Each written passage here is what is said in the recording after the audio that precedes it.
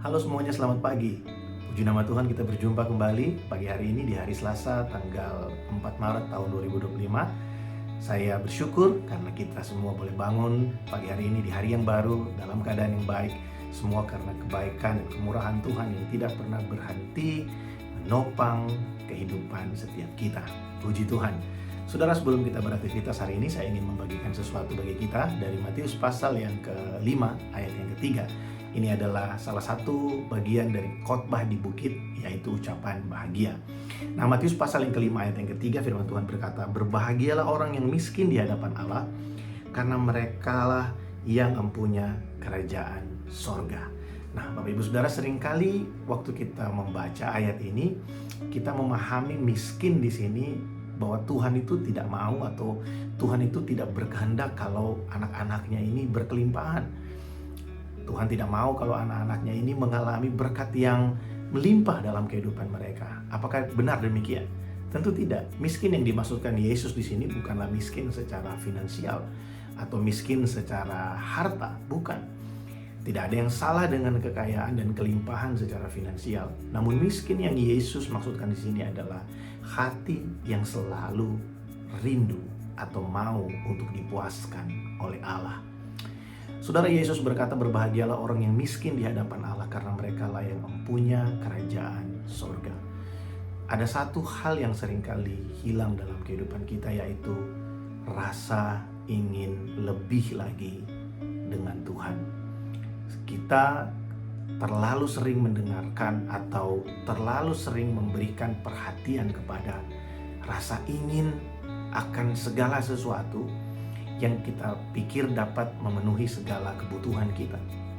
Namun coba renungkan dengan baik, apakah kita masih memiliki keinginan atau kerinduan dalam hati kita untuk Tuhan, I need you more, I want you more, aku mau Engkau lebih lagi, aku ingin Engkau lebih lagi.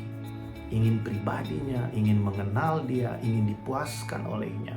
Hati yang miskin di sini, Yesus ingin menggambarkan satu keadaan di mana kita ini sekalipun sudah lama ikut Tuhan, sekalipun sudah mengenal Dia ya dalam jangka waktu yang cukup panjang, kita sudah jadi Kristen belasan tahun bahkan puluhan tahun, apakah kita masih memiliki kerinduan untuk Tuhan, puaskan aku.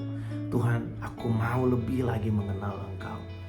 Karena kalau kita mau jujur saudara, pengenalan akan Allah itu tidak akan pernah memiliki kata cukup.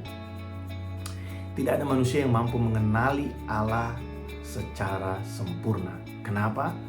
Karena memang Allah sangat besar, terlalu besar untuk pikiran kita yang kecil ini dapat memahaminya. Nah, kita bersyukur karena Allah itu sangat baik buat kita. Dia memberikan sarana anugerah buat kita supaya kita dapat mengenali Dia, supaya kita dapat mengalami Dia, dan melalui pengalaman kita itu kita bisa memperoleh pengenalan yang baik dengan Tuhan, pengenalan yang baru tentang Dia.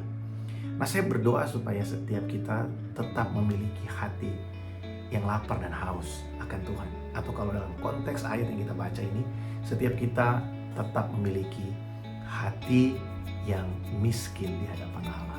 Sekalipun kita sudah belajar banyak hal tentang Tuhan.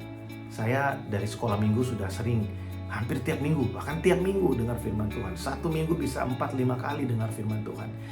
Tapi keinginan untuk selalu, Tuhan, aku mau lebih lagi. Mungkin saudara lebih lama dari saya. Saudara mungkin sudah menjadi Kristen berpuluh-puluh tahun, dan mungkin sudah mulai ada rasa, aku udah tahu yang ini, aku udah cukup yang ini, aku udah tahu yang ini. Kita tidak punya keinginan lagi untuk menerima sesuatu yang baru dari Tuhan. Namun biarlah hari ini kita semua orang-orang yang berbahagia, kita memiliki hati yang miskin di hadapan Allah, supaya kita terus dipenuhi, dipuaskan, dibaharui di dalam Dia. Mari kita berdoa bersama-sama. Bapa, terima kasih untuk pagi hari ini. Kami bersyukur untuk waktu yang baik. Kami boleh merenungkan firman-Mu sebelum kami beraktivitas pagi hari ini. Bapa, aku berdoa pagi hari ini untuk semua umat-Mu dimanapun berada, dengan segala pergumulan dan permasalahan mereka, Tuhan. Aku percaya kalau kami boleh bangun hari ini, kami percaya juga bahwa ada kekuatan dan sukacita, damai sejahtera yang Tuhan sediakan buat kami hari ini.